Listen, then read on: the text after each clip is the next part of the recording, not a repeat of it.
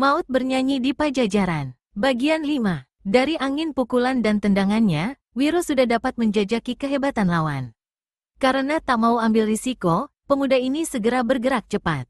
Dalam waktu yang singkat, 3 jurus berlalu sebat. Pada saat memasuki jurus keempat, Wiro Sableng melihat Rara Murni melarikan diri keluar kuil. Sambil rundukkan kepala mengelakkan hantaman tinju Kalas Lenggi, Wiro Sableng berseru, "Rara, tunggu, jangan pergi dulu." Tapi mana si gadis mau dengar? Sambil menyingsingkan kainnya ke atas, Rara Murni mempercepat larinya. Terpaksa pendekar 212 lepaskan pukulan tangan kanan ke arah kedua kaki gadis itu. Serangkum angin melesat deras dan dingin. Rara Murni merasa kedua kakinya seperti disiram air es, kemudian kedua kakinya itu kaku tak bisa lagi digerakkan. Larinya dengan serta-merta terhenti. Melihat lawan melakukan 2 gerakan sekaligus, kesempatan ini dipergunakan oleh Kalas Lenggi untuk membobolkan pertahanan lawan. Tendangan kaki kanan dan tinju kiri kanan menyerang menyusul ke tempat-tempat terlemah dari Wiro Sableng. Namun, dengan membentak keras dan berkelebat cepat, ketiga serangan lawan dapat dikelit oleh pendekar 212. Penasaran sekali, Kalas Lenggi memburu lagi dengan satu serangan berantai. Kali ini, pada saat tangan kanan Kalas Lenggi memukul ke muka, pendekar 212 sengaja menyongsong datangnya lengan lawan. Maka beradulah lengan dengan lengan. Kalas Lenggi terpekik. Tubuhnya terpelanting ke belakang sampai punggungnya menghantam dinding kuil. Lengan kanannya yang beradu dengan lengan lawan kelihatan biru dan bengkak besar. Sakitnya bukan alang kepala, karena tadi Wiro Sableng melayaninya seperti acuh tak acuh. Kalas Lenggi tidak menduga kalau kehebatan lawan demikian lihainya. Sesudah mengurut lengannya yang bengkak biru serta mengalirkan tenaga dalam kebagian yang terpukul itu, Kalas Lenggi kemudian dengan tangan kirinya mencabut sebilah keris dari balik pinggang. Senjata ini sebuah senjata pusaka juga rupanya, karena memancarkan sinar membiru. Tanpa banyak bicara, kepala pasukan Pajajaran itu segera lancarkan serangan dahsyat. Kalas Lenggi memang seorang kidal, dan permainan kerisnya juga sudah mencapai tingkat yang matang. Apalagi dengan mempergunakan tangan kiri itu, serangan-serangannya sukar diduga. Namun demikian, pendekar 212 sudah punya rencana sendiri terhadap manusia kepala 2 ini. Dibiarkan dan dilakukannya saja untuk beberapa lamanya serangan-serangan keris Kalas Lenggi. Kepala pasukan pengkhianat ini semakin gemas dan geram. Dipercepatnya gerakannya, namun tetap saja tiada mencapai hasil yang dikehendakinya. "Pegang senjatamu erat-erat, Kalas Lenggi," kata pendekar 212 memberi ingat. Kalas Lenggi masih belum mengerti apa maksud ucapan lawannya itu. Bahkan dia sama sekali tidak dapat melihat dengan jelas gerakan kedua tangan Wiro Sableng. Tahu-tahu saja dirasakannya keris pusakanya terlepas dari tangan. Laki-laki ini mengeluarkan seruan tertahan, memandang dengan tak percaya pada tangan kirinya yang kosong. Wiro Sableng tertawa mengekeh dan melompat ke muka. Tangan kanannya terkembang seperti hendak mencengkeram muka Kalas Lenggi.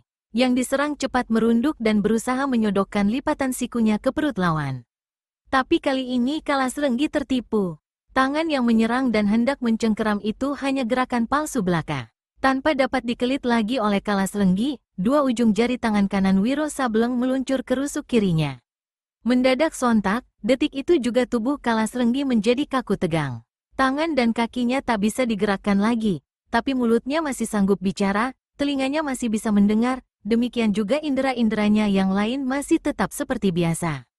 Pendekar 212 sengaja menotok laki-laki itu demikian rupa, sesuai dengan rencananya. Sambil tertawa-tawa dan garuk-garuk kepalanya yang berambut gondrong, Wiro Sableng memandangi Kalas Lenggi beberapa lamanya. Kemudian pendekar muda ini melangkah mendapatkan Rara Murni. Dilepaskannya totokan yang telah memakukan kedua kaki gadis itu. Rara Murni begitu merasa kakinya bebas segera hendak lari, namun tangannya cepat dipegang oleh Wiro Sableng. "Lepaskan tanganku," teriak Rara Murni. "Terhadapku tak usah takut, Rara Murni," kata pendekar 212 pula. "Kau siapa?" tanya Rara Murni, dan berusaha melepaskan tangannya yang dipegang. "Siapa aku itu soal nanti. Tapi apakah kau akan tinggalkan begitu saja Kalas Lenggi tanpa memberikan satu hukuman yang setimpal terhadapnya? Aku akan laporkan kejahatannya terhadap Sang Prabu. Pasukan kerajaan akan menyeretnya ke Pakuan. Dia pasti akan dibuang ke pulau neraka." Pendekar 212 tersenyum. Kuil ini juga bisa menjadi tempat neraka baginya, Rara Murni. "Mari, aku akan tunjukkan cara yang bagus untuk menghukum pengkhianat dan manusia bejat macam dia." Dengan seutas tali, pendekar 212 mengikat kedua pergelangan kaki Kalasrenggi. Kalasrenggi, yang saat itu meski tubuhnya kaku tapi masih bisa merasa, melihat, dan bicara. Keparat, kau mau buat apa terhadapku? Ah, kau masih bilang keparat, saudara, jawab pendekar 212 dengan tertawa. Pernahkah kau melihat dunia terbalik? Melihat dengan kaki ke atas, kepala ke bawah? Apa maksudmu? Bentak Kalasrenggi. Tapi dalam hatinya dia sudah dapat menduga apa yang bakal dilakukan oleh Wiro Sableng, dan tubuhnya mengucurkan keringat dingin. Apa maksudku? Kita akan saksikan sama-sama, Kalasrenggi, kata Wiro Sableng pula. Sekali saja tali yang mengikat kedua pergelangan kaki Kalasrenggi ditariknya, terbantinglah laki-laki itu ke lantai kuil. Kutuk serapah dan keluh kesakitan bersemburan dari mulut Kalasrenggi. Sudahlah, jangan memaki-maki juga, tak ada gunanya, kata pendekar 212. Dia memandang ke atas atap kuil dan dilihatnya sebuah tiang yang membentang memalang di bawah atap. Ujung tali yang dipegangnya dilemparkannya ke atas. Bila ujung tali itu menjuntai ke bawah kembali setelah terlebih dahulu menyangkut di tiang palang, pendekar 212 mulai mengerek badan Kalasrenggi. Gelap dunia ini bagi Kalasrenggi. Dalam tempo yang singkat mukanya menjadi sangat merah karena darah yang mengalir turun memberati mukanya. Laki-laki ini coba meronta, tapi tubuhnya kaku tak bergerak, hanya terbuai-buai saja macam karung diisi pasir dan digantung. Yang bisa dilakukan Kalasrenggi hanya memaki dan memaki, tiada habisnya dia menjadi letih sendiri. Pendekar 212 tertawa mengekeh macam kakek-kakek. Dia berpaling pada Rara Murni sebentar, lalu bertanya pada Kalasrenggi, bagaimana, indahkah dunia ini bila dilihat terbalik? Demi setan, bila bebas aku bersumpah untuk mencincang tubuhmu, keparat, hardik Kalasrenggi. Sumpahmu terlalu hebat, Kalasrenggi. Tapi bisakah kau membebaskan dirimu dari jari-jari tanganku ini? Dengan senyum-senyum, Wiro Sableng melangkah mendekati Kalasrenggi. Kemudian, 10 jari-jari tangannya menggerayang, menggelitiki tulang rusuk Kalasrenggi. Laki-laki ini menjerit, melolong setinggi langit sampai suaranya menjadi serak. Wiro Sableng tertawa senang. Rara Murni sendiri hampir-hampir tak dapat menahan gelinya. Dan Kalasrenggi terus juga berteriak, menjerit, melolong, dan memekik dengan suaranya yang serak parau itu. Rara Murni, ayo, mengapa diam saja? Kalau kau ingin membalaskan sakit hatimu terhadapnya, inilah saatnya, kata Wiro Sableng pula. Meski amarahnya memang masih meluap terhadap Kalasrenggi, berada lebih lama di situ menimbulkan kekhawatiran bagi Rara Murni. Gadis ini walau bagaimanapun tak dapat memastikan manusia yang bagaimana adanya pemuda rambut gondrong itu, meskipun dianya telah menolong dan menyelamatkan diri serta kehormatannya. Karenanya, tanpa banyak bicara menyahuti ucapan Wiro Sableng tadi, juga tanpa membuang waktu, Rara Murni segera lari meninggalkan kuil itu. Kali ini Wiro Sableng tidak berbuat apa-apa lagi untuk menahan Rara Murni, diikutinya saja gadis itu dengan pandangan mata. Gadis tolol, gerendeng pendekar 212 dalam hati. Dikiranya kota raja dekat dari sini. Kemudian ketika Rara Murni lenyap di balik kelebatan pohon-pohon di lembah Lima Naluk itu, pendekar 212 segera angkat kaki pula, menyusul dengan diam-diam dari belakang. Jilid 13. Begitu keluar dari lembah Lima Naluk, sesaklah nafas Rara Murni karena telah berlari itu. Sebelumnya, jangankan berlari, berjalan sejauh itu pun tak pernah dilakukannya. Dia berhenti dan berdiri bersandar ke sebatang pohon rindang. Saat itulah baru disadarinya keadaan pakaiannya yang tidak menutupi badannya, terutama letak kain di bagian dadanya. Segera dibetulkannya letak pakaiannya, dirapikannya pula rambutnya. Dia menunggu sampai nafasnya yang memburu dan dadanya yang sesak pulih seperti sedia kala. Saat itu kedua kakinya pun terasa sakit. Rara Murni merasa bahwa dia tidak sendirian di tempat itu. Dipalingkannya kepalanya. Darahnya tersirap karena begitu kepalanya diputar, kedua matanya membentur sesosok tubuh yang berada dekat sekali di sampingnya. Orang ini ternyata adalah pemuda rambut gondrong yang di kuil tua tadi. Letih, tanya Wiro Sableng dengan senyum-senyum. Rara Murni tak menjawab. Kota raja tidak dekat dari sini, Rara. Aku tahu. Lalu, mengapa lari-lari macam begini? Mungkin juga aku membuat kau jadi takut. Rambutku yang gondrong ini barangkali, ya. Saudara, kau ini siapa sebenarnya? Aku ya aku, jawab Wiro pula. Kalau kau hendak bermaksud jahat pula terhadapku, sebaiknya berlalulah saat ini juga. Ah, tampangku memang jelek, tapi aku tidak sejahat yang kau sangkakan, Rara Murni. Aku hanya tak ingin melihat kau mesti lari setengah mati sampai di kota raja. Mungkin seperempat jalan kau sudah mengeletak pingsan. Rara murni terdiam, tapi kemudian dia berkata, walau bagaimanapun, aku mesti kembali ke kota raja selekas mungkin. Itu memang betul, tapi bukan dengan lari caranya. Mari, ikut aku. Ikut kemana? Dengar, Rara, kau tak perlu terlalu bercuriga terhadapku. Di tepi sungai sana ada beberapa ekor kuda. Kau bisa naik kuda? Gadis itu menggeleng. Wiro Sableng garuk-garuk kepalanya. Kalau begitu, katanya, kau terpaksa naik kuda bersama-samaku. Maka merahlah paras Rara murni. Jangan bicara seenak perutmu, saudara, bentak gadis ini. Heh, aku toh tidak bicara usil. Abis kalau kau tak bisa naik kuda sendiri bagaimana? Aku lebih baik jalan kaki, sahut Rara murni dengan hati dan suara keras. Wiro Sableng tertawa. Dengar, Rara murni, aku mempunyai firasat bahwa peristiwa penculikanmu ada ekornya. Ekor yang panjang dan besar. Kalau Kalas Lenggi berkhianat terhadap Sang Prabu, terhadap kerajaan Pajajaran, bahkan bukan hanya sekedar berkhianat tapi juga hendak bikin celaka terhadap kau, maka tidak mustahil masih ada pejabat-pejabat tinggi kerajaan lainnya yang turut terlibat dalam pengkhianatan ini. Ucapan pendekar 212 itu memang terpikir ada benarnya oleh Rara murni. Tapi menunggang kuda bersama pemuda itu, tentu saja dia merasa malu sekali. Apa akan kata orang bila melihat hal itu nanti? Kemudian didengarnya pula oleh gadis ini suara Wiro Sableng kembali. Makin cepat kau sampai ke kota raja, semakin baik. Rara murni termenung sejurus. Tapi hatinya tetap keras tak mau naik kuda bersama pemuda itu. Tanpa banyak bicara, gadis ini kemudian putar tubuhnya dan bergegas meninggalkan tempat itu. Wiro Sableng menggerutu dalam hatinya. Gadis keras kepala, kalau sudah lecet kulit kakinya baru tahu rasa. Dia geleng-geleng kepala dan melangkah pula mengikuti. Beberapa lama kemudian mereka sampai di tepi sebuah jalan umum.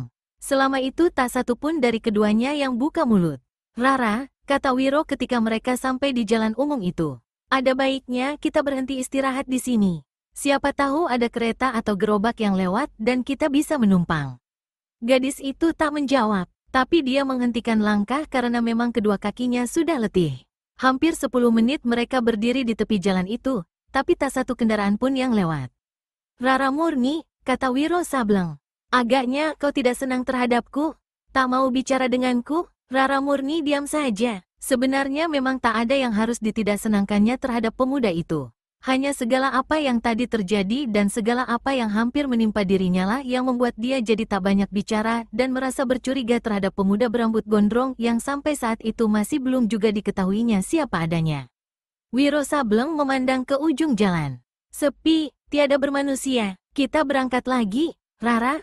Saudara, kata Rara murni untuk pertama kalinya sesudah sedemikian lama berdiam diri. Kau sendiri siapa sebenarnya dan mau menuju kemana? Ah, ini pertanyaan yang bagus sekali. Bagus sekali, kata pendekar 212 dengan senyum-senyum.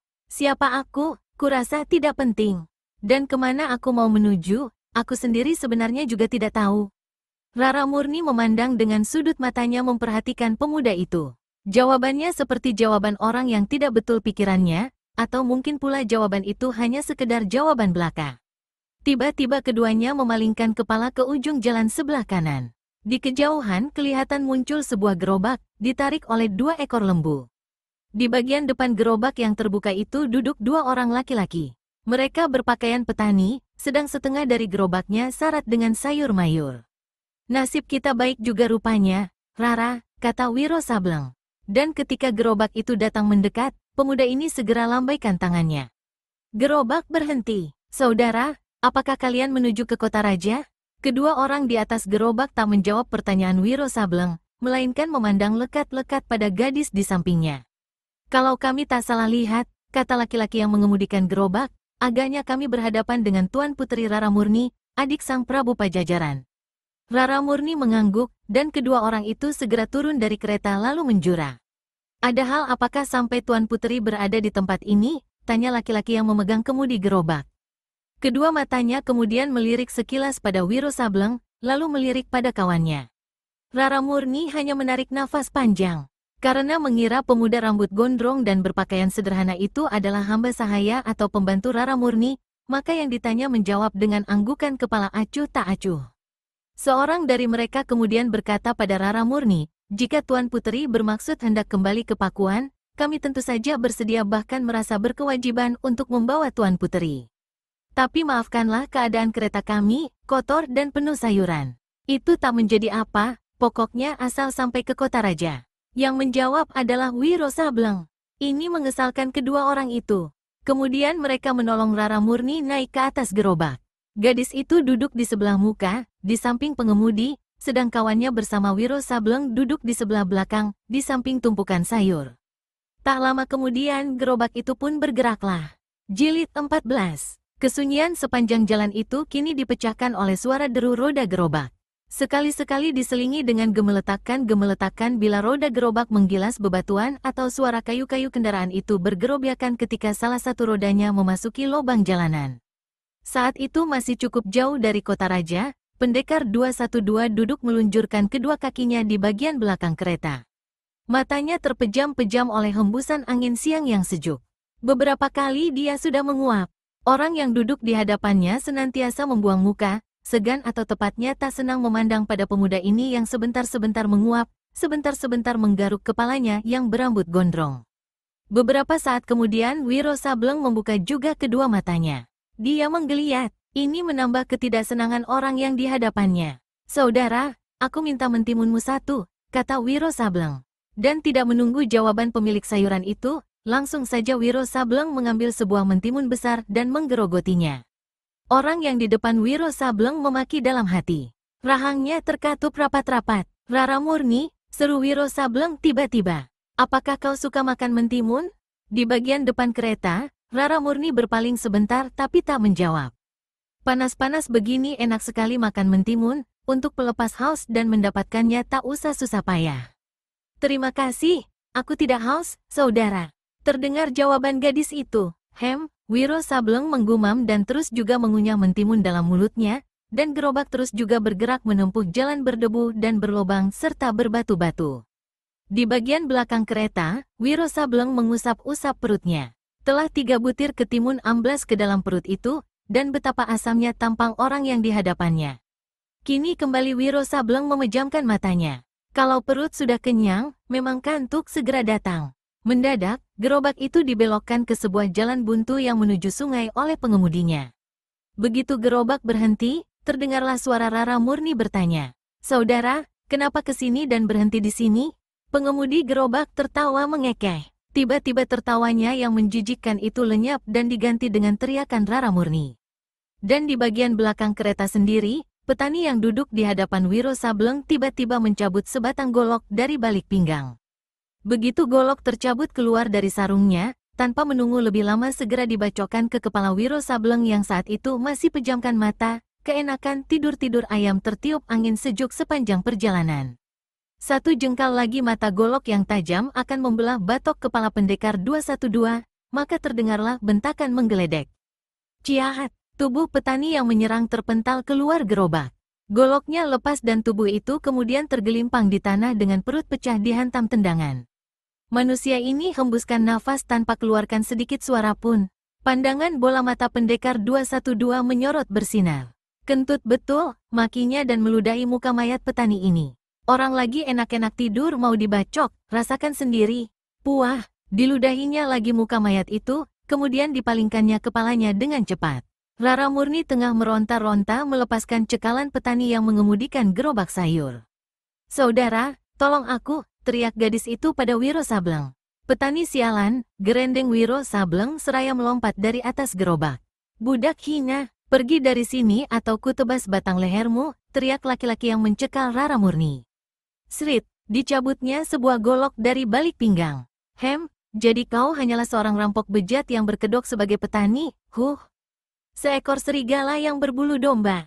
Lepaskan gadis itu atau jidatmu ku bikin rengkah. Anjing buduk tak tahu diri, dikasih kebebasan malah minta mampus." Dengan tangan kirinya, pengemudi gerobak itu totok tubuh Rara Murni. Melihat kelihayan totokan laki-laki itu, pendekar 212 segera maklum bahwa orang itu bukanlah seorang petani biasa atau pengemudi gerobak yang bodoh, tapi seorang pendekar lihai yang tengah menyamar. Maka ketika senjata lawan berkelebat ke arah kepalanya, pendekar 212 bergerak cepat dan tak mau kasih peluang lagi. Pengemudi gerobak itu buka matanya lebih lebar sewaktu melihat orang yang diserangnya lenyap dari hadapannya. Sambaran goloknya yang deras mengenai tempat kosong.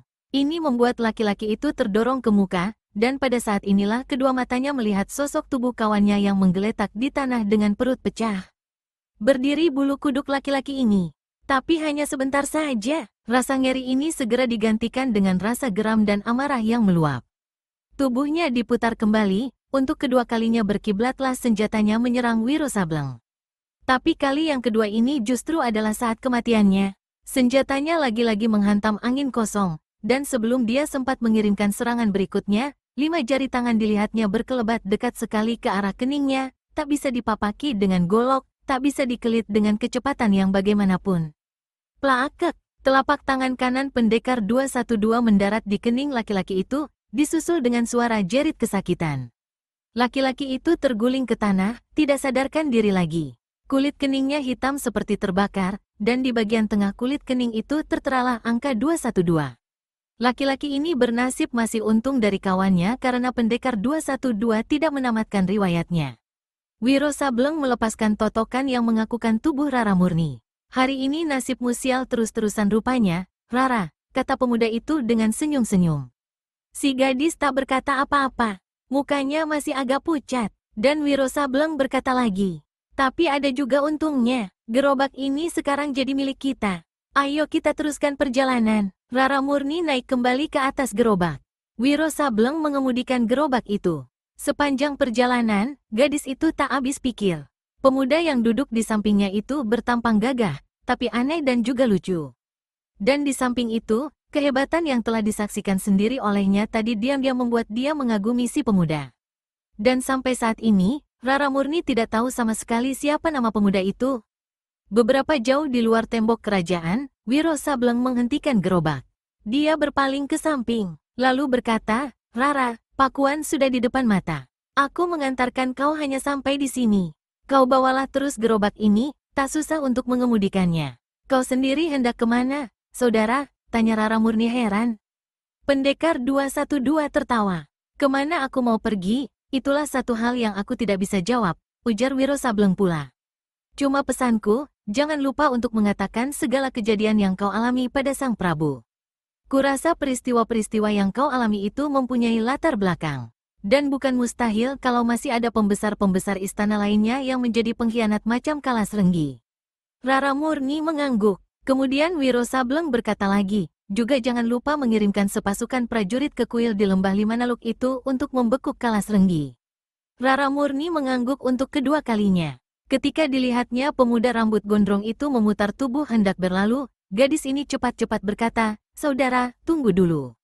Pendekar 212 putar tubuhnya kembali. Ada apakah, Rara? Aku belum bilang terima kasih pada kau. Ah, Wiro Sableng goyangkan tangannya, tak usah, tak usah.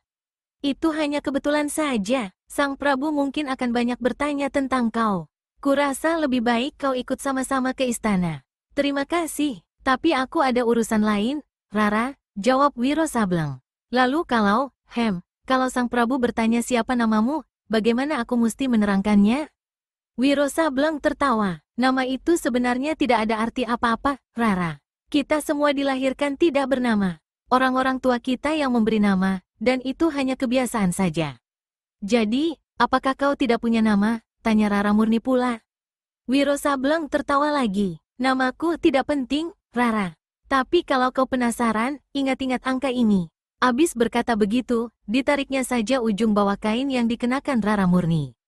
Dan dengan ujung jari tangannya, dengan mempergunakan tenaga dalam tentunya, maka dituliskannya 3 rentetan angka 212. Rara murni memperhatikan angka itu. 212, desisnya. Diangkatnya kepalanya hendak mengatakan sesuatu pada pemuda itu. Namun dia terkejut dan tak habis heran. Si pemuda sudah tak ada lagi di hadapannya, seakan-akan gaib lenyap di telan bumi. Rara murni memandang berkeliling, tapi pendekar 212 tetap saja tidak kelihatan. Gadis itu menghela nafas panjang. Pemuda aneh, agak ceriwis, tapi berhati polos, kata Rara murni dalam hati. Dicambuknya sapi-sapi penarik gerobak. Gerobak itu pun bergeraklah menuju pintu gerbang kota raja. Tentu saja Prabu Kamandaka sangat terkejut ketika mendapat keterangan dan mengetahui apa yang telah terjadi atas diri adiknya. Sepasukan prajurit kerajaan segera dikirim ke lembah Lima Nalu. Tapi mereka datang terlambat, karena saat itu pengkhianat Kalasrenggi sudah tak bernafas lagi, mati tergantung dengan darah bercucuran dari hidung, mata, serta telinga. Rara Murni sendiri, secara diam-diam menyuruh beberapa orang kepercayaannya untuk mencari jejak Wiro Sableng si pendekar kapak maut naga geni 212, namun usaha mereka sia-sia belaka. Hari itu juga di seluruh kerajaan diadakan pembersihan, termasuk di dalam istana. Tapi hasilnya tidak memuaskan sama sekali. Bahkan biang racun pengkhianat yaitu Raden Werku Alit tetap tenang-tenang saja di tempatnya di dalam gedungnya yang mewah di lingkungan istana. Siapa yang menduga kalau saudara sepenyusuan dari Sang Prabu sendiri yang menjadi tokoh pengkhianat terbesar? Satu-satunya orang yang ditangkap dalam pembersihan yang diadakan ialah petani yang menggagahi Rara Murni di tengah jalan sewaktu naik gerobak. Namun sebelum dibawa ke hadapan Sang Prabu, petani ini berhasil merampas pedang seorang prajurit dan menghunjamkannya ke batang lehernya. Tak ampun lagi manusia itu meregang nyawa di situ juga. Siapakah petani ini sesungguhnya? Siapa pula kawannya yang telah ditamatkan riwayatnya oleh pendekar 212 sebelumnya? Mengapa pula petani yang satu itu memutuskan untuk membunuh diri sendiri? Dia dan kawannya tiada lain adalah mata-mata kaki tangan kaum pemberontak yang dikirimkan oleh Mahesa Birawa untuk menemui Raden Werku Alit dan menyelidiki suasana di Pajajaran menjelang saat-saat penyerangan total diadakan. Seperti yang diceritakan di atas, dalam perjalanan menuju ibu kota kerajaan yaitu Pakuan, mereka telah bertemu dengan Rara Murni, adik Sang Prabu, bersama seorang laki-laki gondrong yang mereka sangkakan hamba sahaya Rara Murni. Maka saat itu timbullah niat mereka untuk menculik gadis itu dan membawanya ke tempat persembunyian kaum pemberontak di kaki Gunung Halimun. Namun maksud mereka itu membawa celaka kepada diri mereka sendiri. Yang satu mati dihajar pendekar 212. Yang satu lagi roboh pingsan di tengah jalan, kemudian ditangkap oleh serdadu-serdadu kerajaan, tapi berhasil bunuh diri sebelum dibawa ke hadapan Sang Prabu, sebelum dipaksa untuk memberikan keterangan. Jilid 15. Malam itu untuk kesekian kalinya di dalam kemah besar diadakan pertemuan. Kali ini sangat penting sekali rupanya karena di luar kemah itu dijaga dengan ketat oleh para pengawal. Pertemuan ini bukan saja penting karena datangnya dua tokoh sekutu dari kaum pemberontak yaitu Adipati Warok Gluduk dari Raja Situ dan Adipati Tapak Ireng dari Ratu Jaya, tapi juga karena kabar yang dibawa oleh seorang kurir Raden Werku Alit dari kota raja. Sebagaimana biasa, pertemuan penting ini dipimpin oleh Mahesa Birawa yang duduk di kepala meja. Setelah mempersilakan kelima adipati meneguk minuman masing-masing, Mahesa Birawa segera membuka pembicaraan. Pertama sekali, perkenankanlah saya atas nama adipati-adipati yang terdahulu datang ke sini dan juga atas nama Raden Werku Alit, mengucapkan selamat datang pada Adipati Warok Gluduk dan Adipati Tapak Ireng. Kemudian, kami juga mengucapkan terima kasih dan penghargaan yang setinggi-tingginya atas tekad adipati-adipati berdua untuk bersedia membantu dan bersekutu dalam perjuangan mencapai cita-cita kita yang besar, yaitu menggulingkan Pajajaran, menumbangkan Kamandaka dari tahta kerajaannya, karena sesungguhnya selama Raden Werku Alit masih hidup, Kamandaka tidak punya hak sama sekali untuk menjadi Raja Pajajaran. Mahesa Birawa memuntir-muntir kumisnya yang melintang 2-3 kali, lalu melanjutkan bicaranya. Kedua kalinya, pertemuan ini adalah juga untuk membahas keterangan yang telah disampaikan kurir dari kota raja. Diterangkan bahwa dua orang mata-mata kita tertangkap. Yang satu terbunuh dan yang satu lagi bunuh diri. Mayat mereka dibuang ke kali. Mengenai peristiwa ini, ada sedikit keterangan yang bersimpang siur, sehingga belum dapat saya menarik satu kesimpulan bagaimana sampai kedua mata-mata kita itu mengalami nasib demikian rupa. Kabar keterangan yang paling buruk ialah bahwa salah seorang pembantu utama kita, yaitu kepala pasukan Kalasrenggi, juga telah menemui kematiannya. Dia digantung di sebuah kuil tua di lembah Lima Nalu. Mengenai kematian Kalasrenggi ini, ada hal-hal aneh dan keterangan yang agak bersimpang siur. Menurut kurir Raden Werku Alit, ketika pasukan kerajaan datang ke kuil itu, Kalasrenggi sudah tidak bernafas, digantung kaki ke atas kepala ke bawah, dan pada keningnya tertera guratan-guratan yang membentuk 3 buah angka, yaitu angka 212.